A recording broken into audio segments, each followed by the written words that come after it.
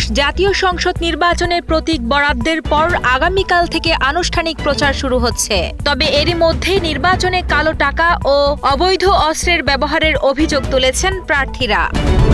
ফেসিবাদদের কায়দায় নির্বাচন করার চেষ্টা হলে কড়া জবাব দেওয়ার হুঁশিয়ারি দিয়ে জামায়াতে ইসলামের আমির ডাক্তার শফিকুর রহমান বলেছেন, দেশের তরুণ সমাজ আর কোনো পেশি শক্তির ব্যবহার মেনে নেবে না।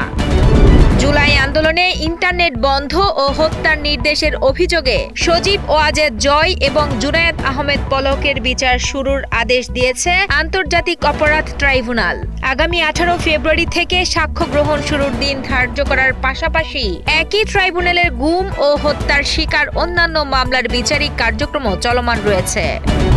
গণভোটে হ্যাঁ জয়ী হলে দেশে দলীয় সরকারের অধীনে নির্বাচন ও ভোট চুরির পথ চিরতরে বন্ধ হবে বলে জানিয়েছেন তথ্য উপদেষ্টা সৈয়দা রিজওয়ানা হাসান।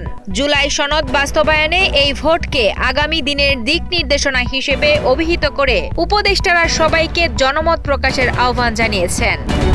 চট্টগ্রামের মিরসরাইয়ে 3 বছরের এক শিশুকে আছাড় দিয়ে হত্যার ঘটনায় জমি সংক্রান্ত বিরোধ ও মানসিক ভারসাম্যহীন দাদার সংশ্লিষ্টতার পরস্পর বিরোধী অভিযোগ পাওয়া গেছে। পুলিশ এই ঘটনায় জিজ্ঞাসাবাদের জন্য 3 জনকে আটক করেছে এবং প্রকৃত রহস্য উদ্ঘাটনে তদন্ত শুরু করেছে। না ফেরার দেশে কিংবদন্তি চিত্রনায়ক ইলিয়াস জাভেদ 82 বছর বয়সে ক্যান্সারের সাথে দীর্ঘ লড়াই শেষে রাজধানীর একটি হাসপাতালে মারা গেছেন।